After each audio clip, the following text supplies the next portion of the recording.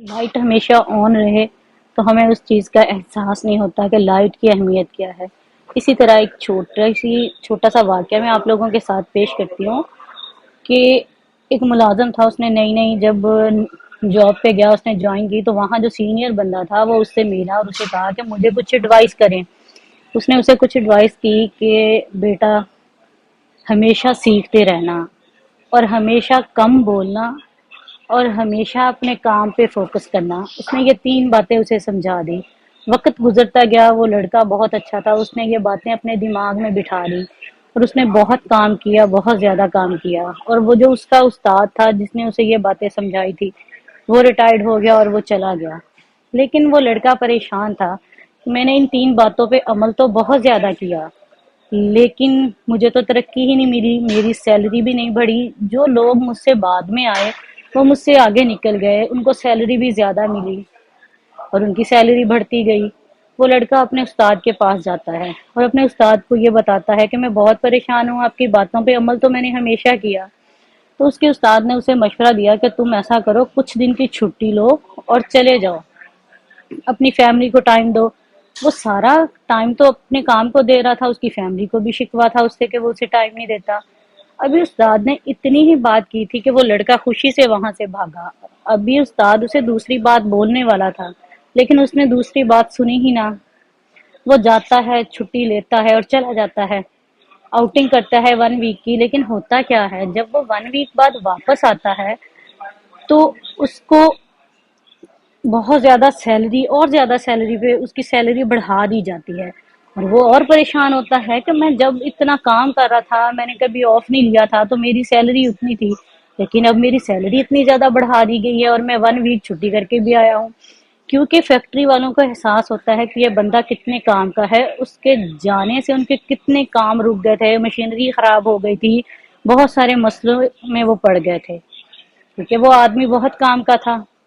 اب اس آدمی کو لگا کہ شاید وہ ایک ہفتے کی ایسے چھٹی کرے گا تو اس کی سیلری ہر دفعہ بڑھا دی جائے گی۔ اسے اندازہ ہوا کہ میری اہمیت کیا ہے۔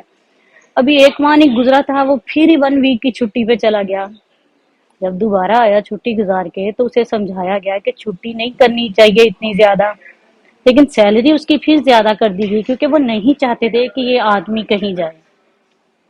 اب اس آدمی نے اپنے استاد کی دوسری بات نہیں سنی تھی، صرف پہلی ہی بات سنی تھی اور اسے لگا کہ اسے اس بات سے بہت فائدہ ہو رہا ہے۔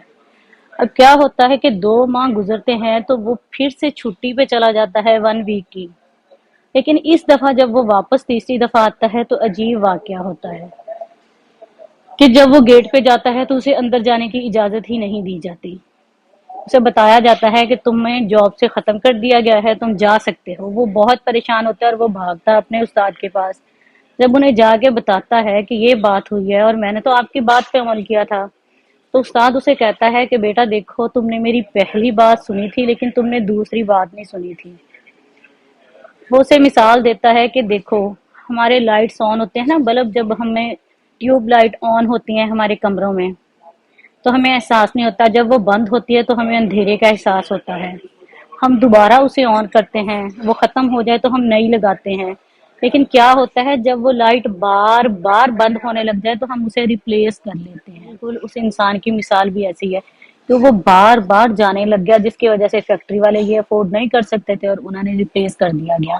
تو بالکل یہی مثال ہمارے ساتھ کام کرنے والوں کی ہے، ہمارے آفس میں کام کرنے والوں کی ہے، ہمارے رشتے، ہمارے دوست۔